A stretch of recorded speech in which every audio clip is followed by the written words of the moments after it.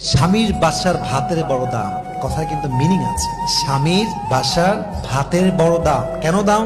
স্বামীর বাড়ির ভাত খেতে হলে স্বামীর খোঁটা সহ্য করতে হয়, স্বামীর মায়ের খোঁটা সহ্য করতে হয়, স্বামীর বাবার ডিসরেসপেক্ট সহ্য করতে হয়, স্বামীর বোনের খোঁটা খেতে হয়, অনেক অসম্মান হজম করতে হয়, স্বামীর গালি হজম করতে হয়।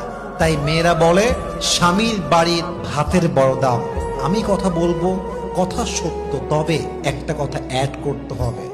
যদি আপনার স্বামীর বাড়ির ভাতের দাম এত বেশি মনে হয়, তবে মাথায় রাখবেন বিয়ের পরে স্বামীর বাড়ির ভাতের দাম যে পরিমাণ বেশি, আপনার নিজের বাপের ঘরের ভাতের দাম তার চেয়ে বেশি।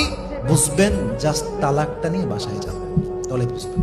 জাস্ট তালাকটা হোক, বাসায় যান, 3 মাস থাকেন, 4 মাস থাকেন, 5 মাস থাকেন, স্বামী নাই তালাক হয়ে গিয়েছে, তখন বুঝবেন স্বামীর বাড়ি ভাতের দাম বেশি নয়, এখন তো মনে হচ্ছে বাপের বাড়ি ভাতের দামই বেশি হয়ে গিয়েছে, ঠিক কিনা বলে? একজন তালাকপ্রাপ্ত মেয়ে রেখেছে, যদি একবার সুযোগ পেতাম, একবার চান্স পেতাম, বাপের বাসা ছাড়তাম, আজীবন লাথি খাই, গুতা খাই, অসম্মান খাই, স্বামীর ঘরে বসতাম, স্বামীর ঘরে বাঁচতাম। তালাকপ্রাপ্ত মেয়ের কথা এটা।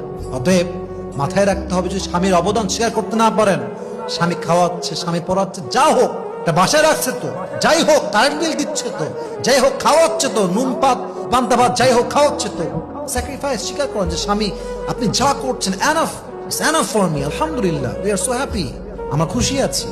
এই একটা বাক্য স্বামীর মনকে প্রফুল্ল করে দেয়, শান্ত করে দেয়, ঠিক কিনা বলেন সবাই? অতএব স্বামীর অবদানকে স্বীকার করতে হবে।